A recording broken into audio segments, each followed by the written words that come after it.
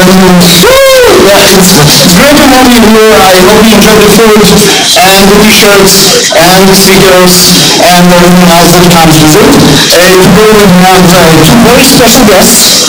We have the woman who is the creators of Conan, that we are still going to have with us as injecting, a big part of JFrog, and today we're going to have the talk directly from CPCon, that was attended this morning from CPCon, so we get the feeling that you are there when you're actually here in JFrog.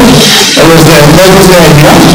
Before I hand it over to Model, I just wanted to mention that we are hiring and we are actually looking for people like you.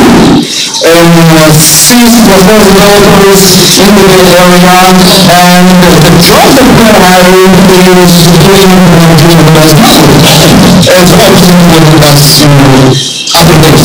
And that's being the advocate of Conan and of the proper usage and of dependencies in C++. We're looking for a developer advocate, that's similar to the board with email address, and you will find the post in the full description on our website. And if you feel like you want to take the stage on our next meetup talking about C++, please contact me, contact the other contacts on the website. And thank you very much. With that, Thank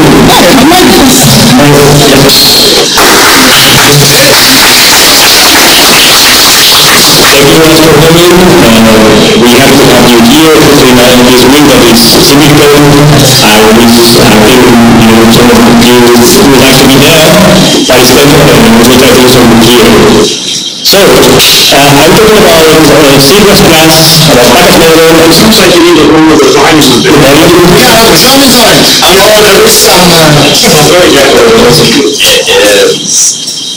Test us. Hello? Can you hear me? That was better. Thank you very much. Your 30-second echo is also streaming. So I'm Diego, my colleague Luis is over there. We are the founders, the creators of Conan package manager. And today I would like to introduce first very quickly to some of the challenges that we are facing with C++ projects where we are going to do integration. And then I will develop like a step-by-step workflow for doing continuous integration with C and C++ packages. So the first thing is, as you know, we typically have huge projects, and we have problems all the languages they do not have. For example, the binaries, the binary compatibility, having multiple platforms. And one special problem that I would like to highlight today is code mining. It's something very specific to C and C++. Even other compiling languages, they don't have this problem. So let's see which one is this. Here I'm going to do a very simple static library with this function here. I'm sure you can read it. So if I build a static library with Linux in this case, and I run the contents, I will see that I have this function here. This lia as a operation is just something optimized for addition of two integers. So really simple. Okay, so that's the whole native translation of that C++ code to assembler. Okay, this is compiled for release version. So if now I take another library, map3, that is calling 2 times the add function of the other library. Okay, so we have the add3 function calling two times. If we compile this as a static library, we will get the code that we have on the right. Okay? In this code, we will see 2 jumps. Basically 2 jumps to calls that will be calling. They will be calling to the library, to the code that is inside the map2 library. But it's not doing anything inside. It's just a call and capturing the return of that function. Okay? What does this mean? Okay, now I have detected a bug. I want to do a change in the map2 library. So I go to the source code, I change the code, in this case I'm adding a 1. I rebuild my static library, map2 static library, and then I get different native code. My assembler will be different now, okay? So there's some changes. But the good thing is that if I recompile, if I rebuild my map3 library, the native code will be exactly the same. It has not changed at all, which is good for us for continuous integration if we want to do something, because we don't have to rebuild map3 library. It's going to be the same. But what happens, for example, if I change it? And now the map3 library, I don't build it as a static library anymore, but I build it as a dynamic library, as a shared library. Then what it happens is that those call and jump functions, now they are not pointing to another library. They are just jumping to my own binary, to my own library here, which is actually embedded, it's taking a copy of the map2 library, and it's copying those lines into the dynamic library itself. So it is embedding, it is in line with the native code inside. So those jumps are jumping inside my map2 library. So if I did a change to map2, and I didn't rebuild map3, and I run map3, I will be running the old things. Okay? This story is not only for dynamic libraries.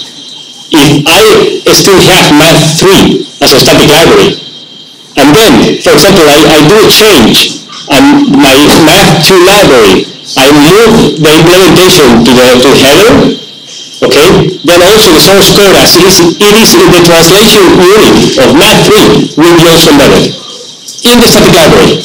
Okay, I'm aware, by the way, that in this case this could be breaking the one definition rule. Okay, but typically you will add yourself in line there. Okay, and that in line means that code, it is not in map2 library anymore. It is in the native code of map3. It is copying bin. You can see here on the right. This will be the dump of the map2 library.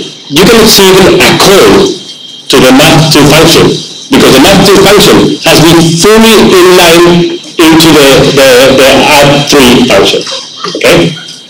So this is a problem. This is a problem of continuous integration, and I'm going to show you. So then, first I would like to start with a simple example how to create packages from an existing library. So, this is the library that I'm going to create packages for. I have just one function, is outputting some text to the output.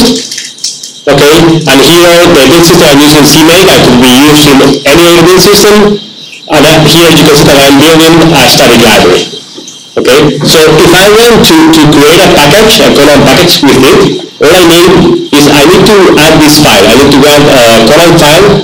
It's going to be a Python script. I will add it to my project. This is the full content of the Conan file. This Conan file we call it a package recipe, because it actually defines how to build a package from the source code. The first interesting thing we have here is we have settings. The settings are all the things that if I change them, okay, I will get a different binary. If I change my operating system, of course I will get a different binary. If I change my compiler, the binary will be different. The architecture, the build type, okay, all the things. Compiler also have the compiler version as a subsetting compiler runtime. In Windows it will be the MD, MT, the static linkage with the runtime. In Linux will be the standard library of C++. libstd C++11 or libstd C++, the one that we are linking. So any things that change, different binary. Then I will have my build method. It will specify how to build my package from sources. In this case, I'm using CMake as build system, but I could use any other build system. There are Conan helpers for this, for Visual Studio, for Auto Tools, for Makefiles.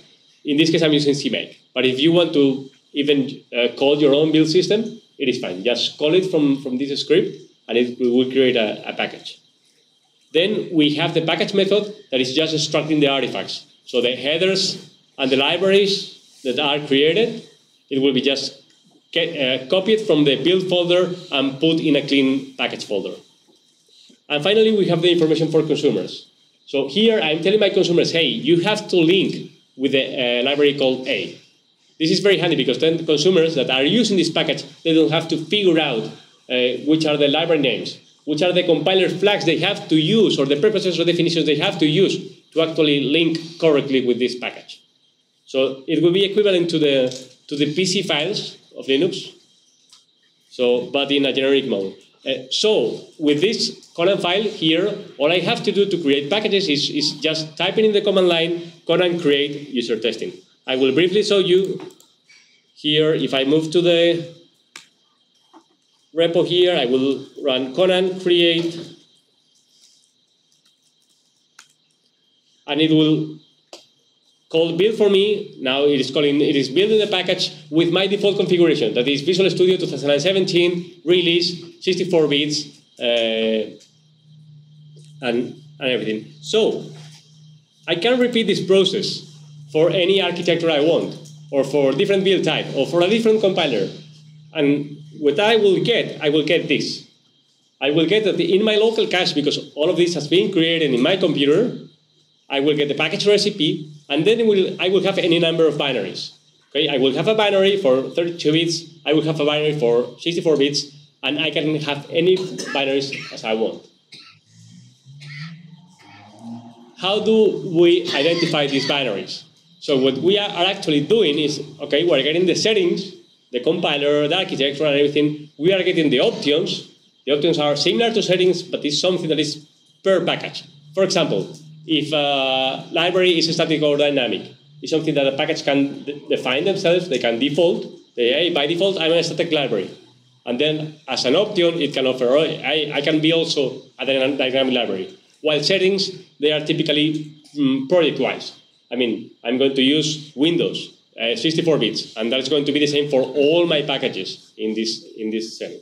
So what Conan is doing is just getting all of them, hashing them in a SHA-1, and then you get an ID. There's going to be the ID that's going to identify each of the binaries I get. So if you change any of the values of the compiler version, then you will get a different binary ID that will point to a different binary. So now that we have our packages, we have them locally in our machine. Or maybe we build them in continuous integration. So the next step is we want to share them with our team. We want our team not to rebuild from sources again and again, but we want them to reuse the binaries we just created. Okay?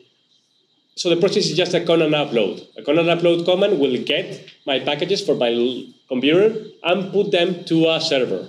Okay? In this case, I'm going to use Artifactory server that has integration with Conan. So running Conan upload to Artifactory will just copy my artifacts here and put them in Artifactory. So you can repeat this process for any slaves you have in continuous integration, for example, in Windows, Linux, Mac, all the machines, and all of them will copy the binaries to the same location. So in the same place in Artifactory, you will have the binaries for all your platforms, which is very, very convenient. Instead of doing it manually, I'm going to show you how to do it with Jenkins in continuous integration. Okay? So for creating packages in Jenkins, I'm going to add another file to my repo that is going to be a Jenkins file. I'm going to use the modern Jenkins way that is using pipelines. Pipelines are Groovy DSL scripts, which has this syntax. Typically, they will be divided in stages, and they will be printed in the UI like different stages. So the first one is very simple. Okay, some user did a push to my Git repo. The first step is get those changes, get that source code.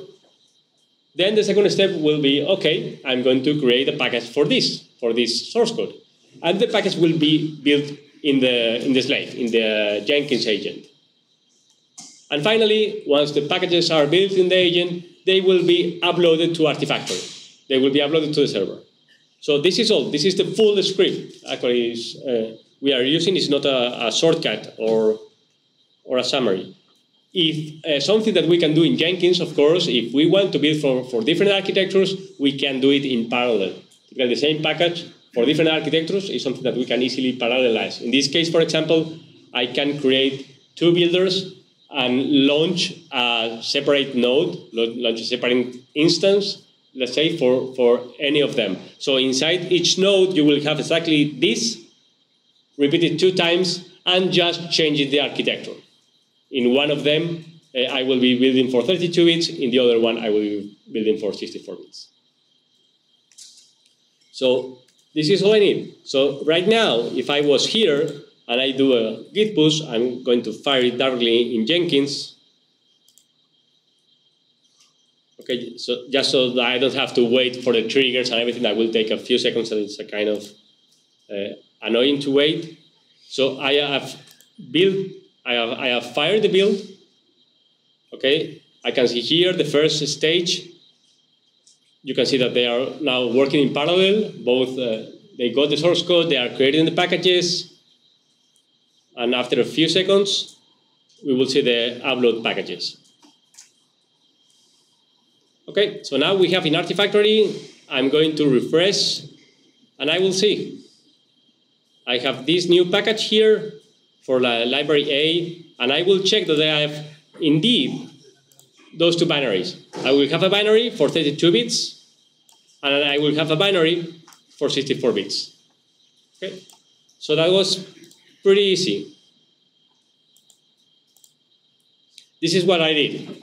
Just git push one of the developers to my GitHub repo or to my Git repo. Jenkins got the changes, created the packages, put the package and the binaries into Artifactory. So they are ready for my team and for continuous integration in later stages.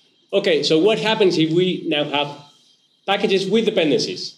Okay, now I have a library, say a B library, that is using A. And it's using A. Typical, you will get an include directive, and you will have a call here to the A function. Okay, so that will be the code, very simple. I will add also a package recipe to my libb repo, and I will add these 2 lines. I will add this requires line saying, A, I depend on lib_a. And in this example, I depend on lib_a, this exact version. Okay. And finally, I will also tell, okay, I'm going to use CMake myself to build. Why? Because how I will manage to build my libb that requires the include paths, library names from lib_a. So what Conan is doing for us is generating this file. It's generating the Conan build info.cmake. Once you do Conan install or Conan create, automatically you will get this file. This file can be included in your build, and this file has all the definitions of the include directories, library directory, all that my build needs. For example, it is creating in this case, I'm using modern CMake syntax. Do you use CMake? Who is using CMake here? Okay, right. Who is using modern CMake with targets?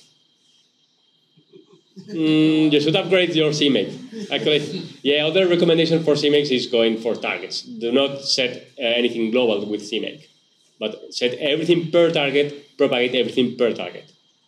So in this case, I'm doing this. I'm using modern CMake.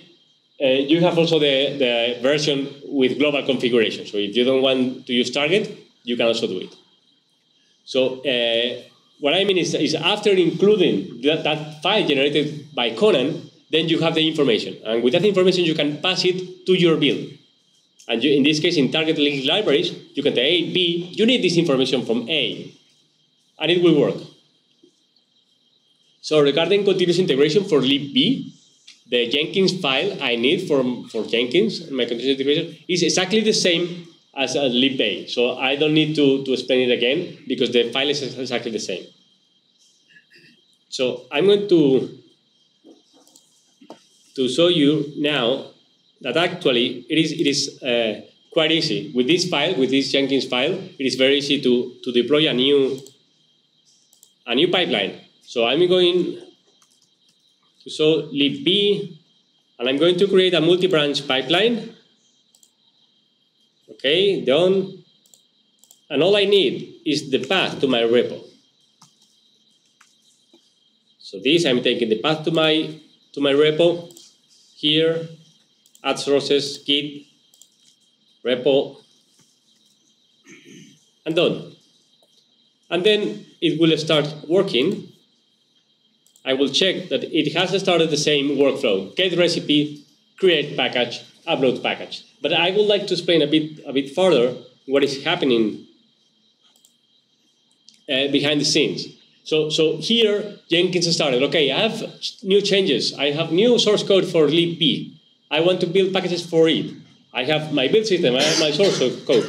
So the first thing it did, it was to retrieve, when it executed Conan create inside the pipeline, it retrieved the binaries from Artifactory. Why? Because to build libp, you actually need liba.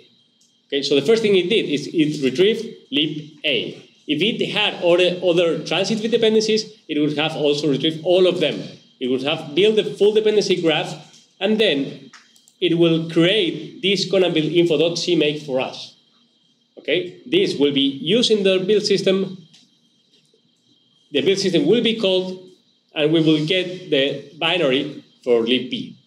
And finally, the final step is, okay, let's upload to Artifactory this libp, because if I have other libraries that depends on libp, I want them to build against this recently built binary. I don't want them to have to rebuild libp and liba. So I will put all the binaries again to Artifactory. By the way, when I did this, okay, when I installed the dependencies for the binaries, I only did for the correct architecture. So if I'm building packages for 64 bits, I won't retrieve binaries for liba of other architectures, only the ones that I need. This is important. If you have, for example, to maintain like 10 different or 20 different architecture, you don't have to retrieve all of them all the time, just the architecture you need for your settings. Let's see if it has finished. Okay, so Jenkins everything is green, and I will check in Artifactory that now I also have a libb with also the two architectures for 32 and 64 bits. Okay, so it works pretty seamless. Okay, so now let's move forward. What happens if I have something more complex? And now I have a full dependency graph of libraries with diamond structures, all those things. Okay, so this app could be like this. It will be like just a main function calling cnd. If you check here, the app is dependent on libcnd. Okay, so I would have this, the main, calling cnd. I will have my cmake script, exactly the same. It will include the Conan build info.cmake. It will just link with libraries libcnd. And the Conan file to build this app package is also very simple. It will just have two requirements instead of one, libcnd. But the important thing here, the things that I wanted to show you is, okay, I could just go and build the app. And the app will depend on all those libraries. All those libraries they printed their messages. And if I run my final application, okay, I will see this output. Okay, all the libraries, they are printing their text.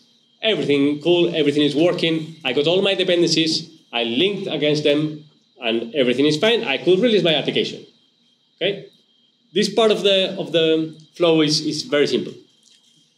The challenging part for continuous integration is this. What happens when we change our dependencies?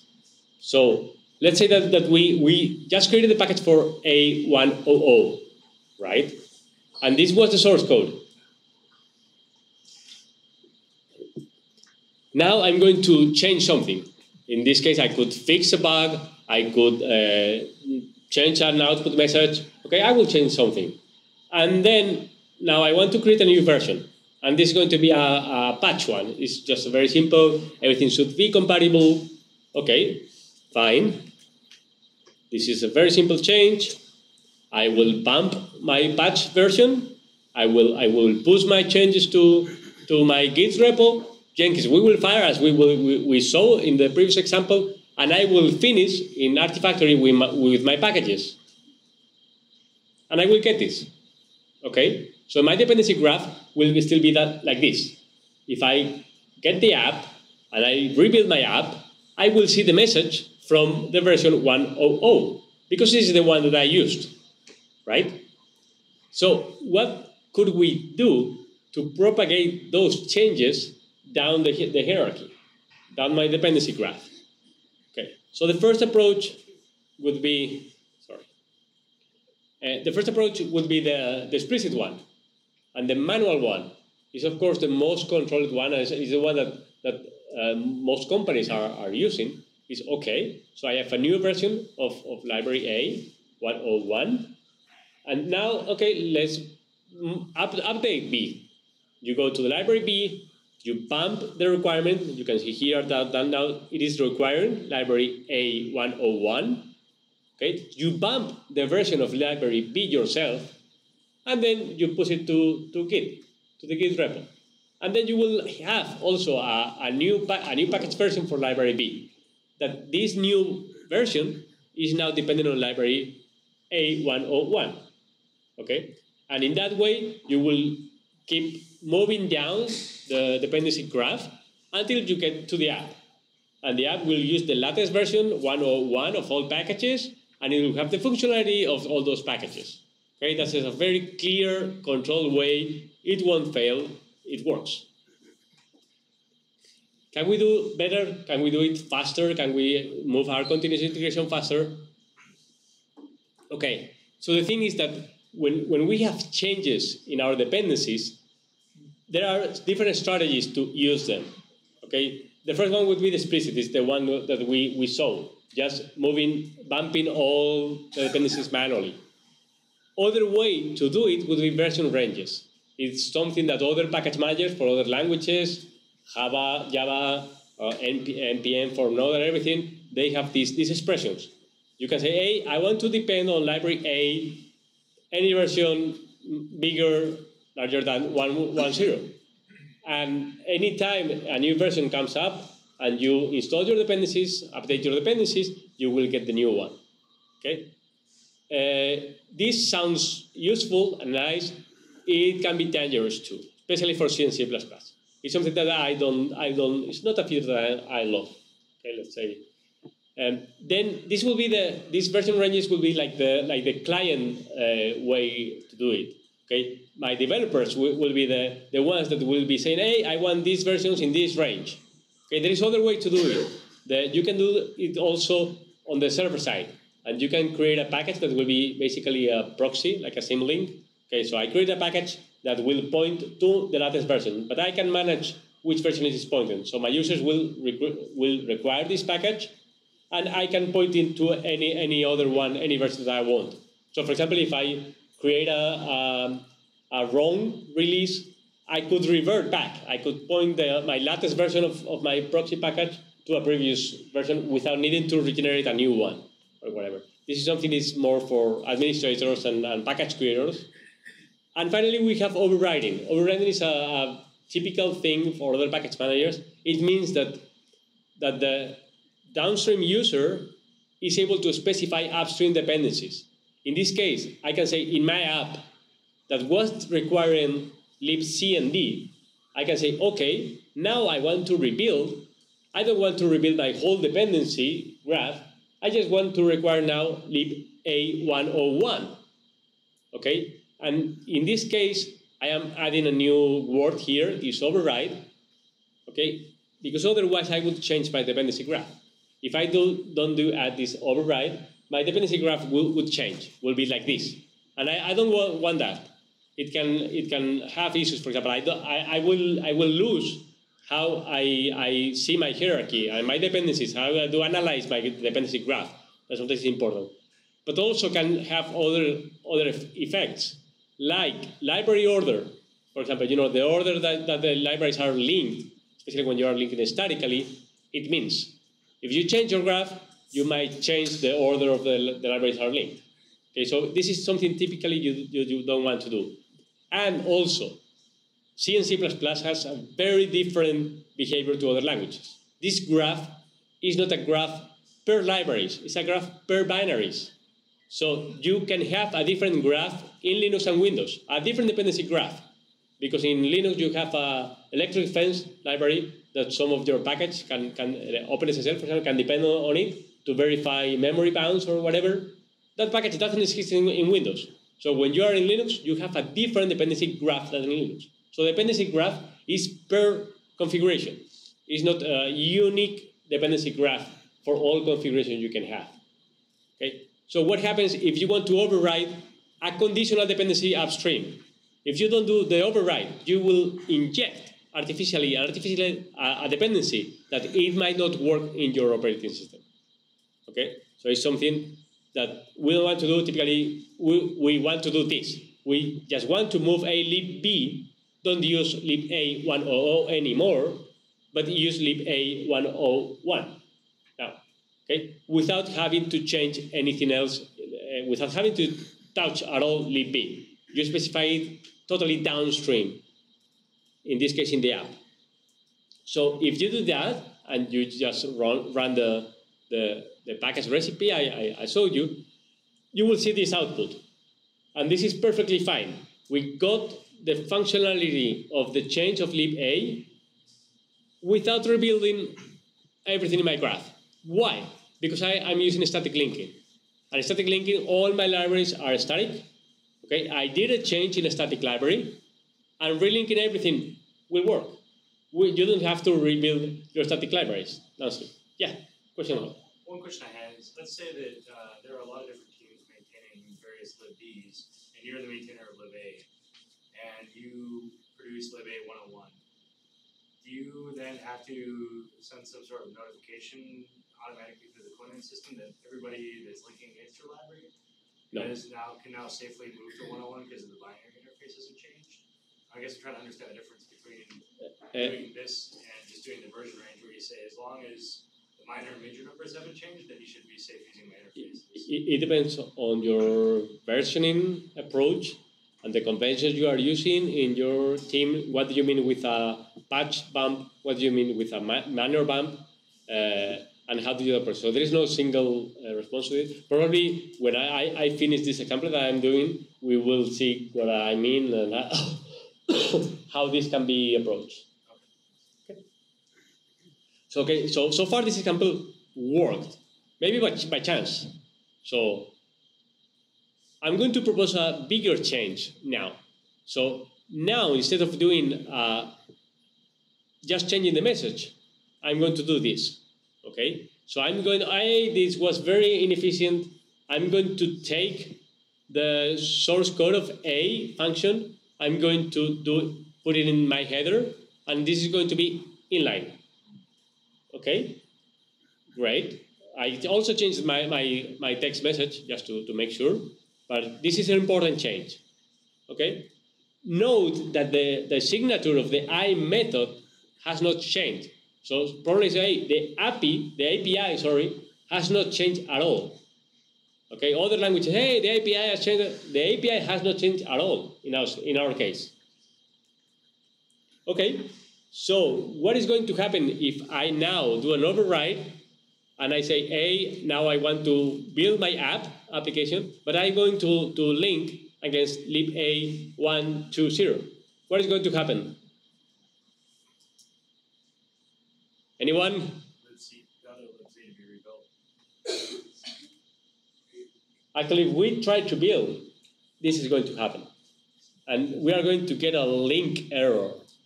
Unresolved symbol. What is happening exactly? So I had this layout. I had 3 versions for lib-a. Okay, the first 2, 00 and 01. Okay, both of them, they had native code implementation for the a function. Okay, but then I bumped it to 120, and that native code for the a function doesn't exist anymore in the library. Okay, so when my static library lib-b, okay, that if you remember, it has the jumps. It needs to link. It needs to actually call something in lib-a. It is able to find this code in the first version. It is able to find this code in the second version. But when it tries to link the implementation of a in the latter version, it will fail because it is not there. So one answer there would be, okay, you need to rebuild libp. What happens if you rebuild libp against the latest version of 1.2.0, and I want to use my previous version, I want to use lib_a, then it will keep outputting the message from version A1.2. And you will have to rebuild again and again. So what do we want? What we want is this. Okay, so what we need here is, okay, I need a binary for libp that will be using, that will be linking with the native code of the library A. Okay, and for the latest version of A, I need a different binary that will have inline the code that is in the header of library A. Okay, so I have to generate two different binaries. If I don't want to have to rebuild again and again and again library B, I need to manage those two different binaries.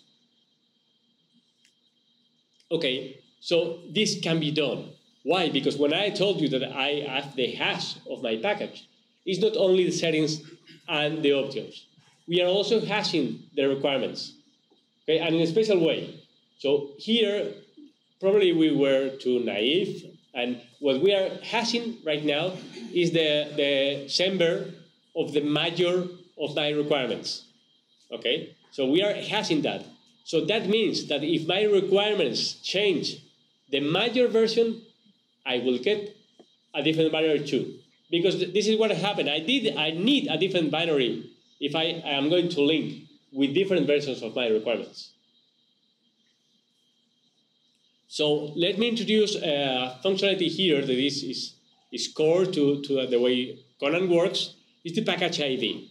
So I'm going to show you first a case for a simple settings. It's the compiler version, for example. Typically, I want to have different package binaries for different versions.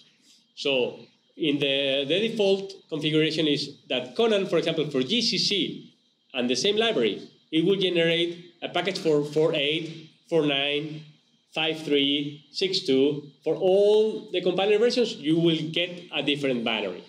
Okay? But what happens if, for example, this is a typical request, I have a C library. It's not a C++ library anymore. It is a C library.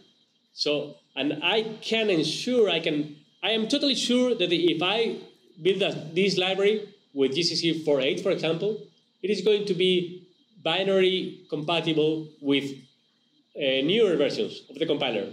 So I want only to build once, and irrespective of the final version that is going to be used to link with this library. So the approach with the package ID will be this. Sorry. So if the package ID changes some of the settings, in this case it's telling, hey, the compiler version could be any. Okay?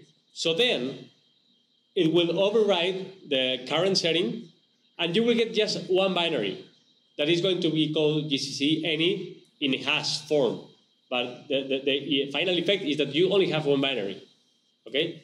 You can put any conditional logic there. You can do it that, okay, if I'm in Linux GCC, then any version. If I'm in Windows Visual Studio, probably you want to do it still one binary for each version, for example. Never know. Okay, so you can fully code your behavior here. And the same can be done for requirements. Okay, so the default configuration, as I told you, is like major version. Like I would say, I specified by Sember. We maybe did a big mistake here, because in C++ we don't follow Sember at all. If we follow Sember, we will have version 1,002,000 as a major. Okay, if anytime we introduce breaking changes to our API. So actually, we are using the major for generation of the product, the minor as a major, and the patch as a minor. This is what we are. The most common pattern of versioning in C++ would be this. But we use the Sember one for Node, and probably that was a mistake. Where we have to. So the good thing is that we can configure that. So if I'm doing this, I can change the mode of my requirements. I can, hey, if the minor version of my requirement changes, generate a new binary for me. So then we will be changing my behavior from having one binary for each major version to have one binary per minor version of my requirements. And that will solve my problem, because then I will get this. When I require library A100 or when I require library A101, both of them will be evaluated to 10 set. And that will hash exactly to the same package ID. And that will point me to the first binary version that is actually having the jump, and it will link with the static version of A. But if I require right now, I require 1, 2, then it will be converted to 1, 2 set, and that will be hashed to a different package ID. That will be pointing to the binary version that is using the inline version of the library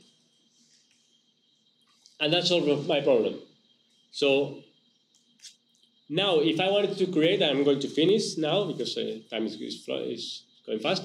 So if I wanted to create a full continuous integration system for this, it is doable. I can code this that anytime that I push changes to lib A, for example, it will use to build one node, okay, one Jenkins job to generate each of the nodes of the graph without building those that are not, for example, lib E will never be fired at all.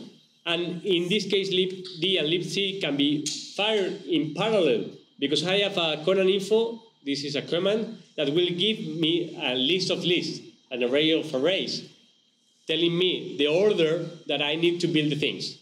So if I can inject that into my continuous integration system, it will tell me, for example, that here I can build libc and d in parallel. Okay? So I have code for all of these. I have a demo. It's going to take time matter. If someone is interested, please come after, and I would love to show you. Okay, so to finish my talk, I would like to summarize that generating packages, putting them into the server, managing different binaries for different configurations, different operating systems, cross-building, is quite simple. It can be done with 20 lines of Python, the Conan file, package recipe, that is practically all time the same, and with 20 lines of a Jenkins file pipeline, that is practically all the time the same. So that is very simple. And with some more advanced features, like the package ID, a correct versioning approach, and updating your dependencies smartly, you can approach optimal binary management. I mean, you can rebuild your full application without having to rebuild everything, and only rebuilding what really needs to be rebuilt. And finally, I would like to highlight what Baruch said. We are looking forward to having talented people in the team. So we really welcome if you would like to consider sending your CVs. We are hiring, and you will find information in both places, and of course, come to us and talk to us if you are interested. Thank you very much. So now, any questions? Yeah, no. Now you think more what I told was related to? Okay, great. Question over there? Sorry, are there like large projects that with like post-static and I think libraries that you know of that are already using Conan that we can actually take a look at how they have implemented it? That's a good question. So right now, big projects that use Conan that are public, I would say the modularization of Boost. You know Boost libraries, right? So there has been like a project of one of the main Boost maintainers, another two Conan users, that they have created a modularization for Boost that is actually a very challenging project because they have their own build system with their own things. They have circular dependencies that nobody wants circular dependencies, but they have, and they managed to create a modularization for it. So I would say that is the biggest project that is public. The thing is that the Conan usage right now is quite massive or used in companies privately. In open source, things that can be checked in public, not as much. Yeah, so probably the boost one would be the best try right now. Okay. Anyone else? So thank you very much.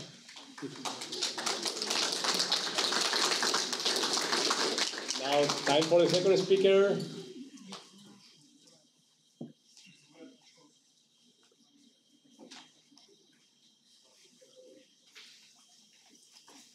Hi. Scared. My talk is going to be pretty light on details. Fine. So nice to meet you. Yeah, same here. All right. So I have HDMI. That works, right?